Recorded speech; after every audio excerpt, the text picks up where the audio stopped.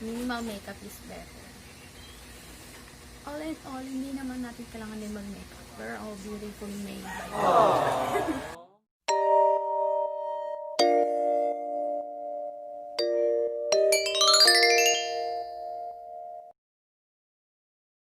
Hi guys! So for today's video, we'll be doing the new normal makeup.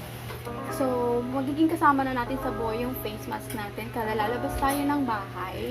So, magiging problema natin mga girls yung face mask while wearing our makeup. So, for today, ayun nga, tuturuan ko kayo ng pwedeng makeup while wearing face mask. Pwede nating isuot to sa trabaho or pwedeng kapag gagala, kaya lang hindi pa tayo pwedeng gumala as of the moment.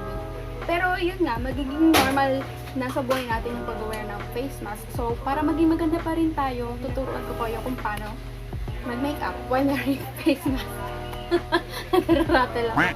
By the way, before anything else, gusto kong magpasalamat sa lahat ng nag-subscribe sa channel. So, as of the moment, meron na tayong and yun, gusto kong i-thank you yung bawat isa sa inyo virtually. Gusto ko kayong pasalamatan isa-isa kaya na hindi possible as of the moment. Pero, ayun, thank you ng marami sa inyo. Please, continue supporting me along the way. Kahit na mag-grow yung channel ko, sana huwag niyo kong iwanan. And yun. So, thank you ulit. Let's proceed na sa ating video! So here, I'm just outlining my brows on my desired shape and I'm making it a little bit bold since isa to sa mga exposed na features natin. And then using a concealer and this flat-angled brush, I'm just cleaning the edges of my brows. And then I primed my lids with the concealer as well, blending it out. And then after that, I'm just setting that with powder. And then I'm picking out that transition shade, Salted Caramel, putting it on my crease and dragging it a bit on my lids. And then using that shade, just putting it all over my lid. Super easy lang nitong look na to since 3 shades lang ang kailangan natin. And the last shade will be this one, focusing it on the middle part of the lid and then blending it out. Using this brush na ginamit natin sa transition shade natin, just blending everything out. Using this liquid liner, I'm just creating a small baby wing.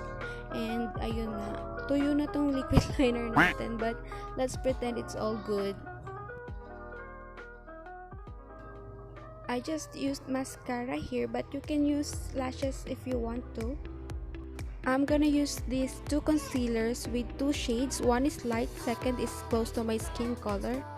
Putting the light shade on the inner corners, and I also put some on the areas I want to highlight, just blending it out. By the way, hindi nyo na kailangan maglagay ng concealer sa chin. And that second concealer will serve as a base since wala tayong ginamit na foundation. Just blending it on the exposed areas. Setting those areas with powder so it won't move. Highlighting my inner corners with this shade. I'm gonna use this shade as a blush, focusing it more on the high points of the cheeks. Not only because this area is exposed, but it will make you look younger. Using that shade again, I'm just putting it on the lower lashes. I'm going to use lip and cheek tint to avoid transfer or stain sa face mask. So yes, that's the final look, guys.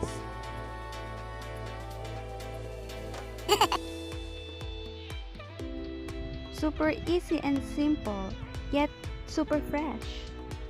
Diba? Parang matulog ka lang sa buong quarantine period and hindi ka na-stress. The technique on this look is just focusing all your products on the exposed areas.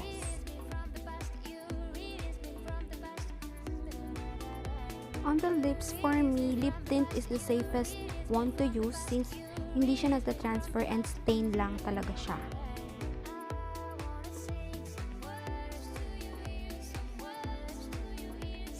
So yes, that's it for today guys. Thank you so much. At natapos mo tong video na to hanggang dito. Yes, dito. Trinay ko nga mag-wear ng mask. So, ito yung outer part. So, ito yung exposed na part. And ito yung inner part. Wala namang transfer. Ang likod.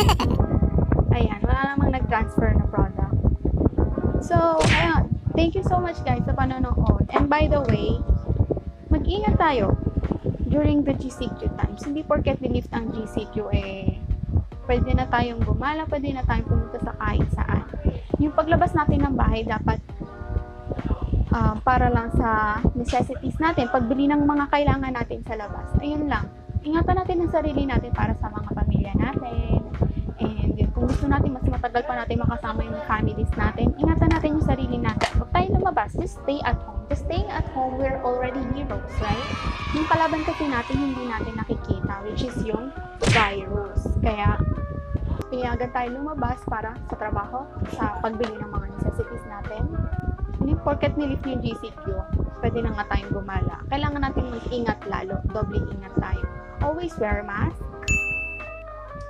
Mag-alcohol tayo lagi. Hindi lang mag-alcohol, maghugas din ng kamay. And of course, yung mga tamad maligo dyan. Ayan, alam ko yan. Ay, mga di naliligo, maligo kayo, te. Kailangan yan. Kasi, mas malinis natin yung buong katawan natin. Hindi lang yung kamay.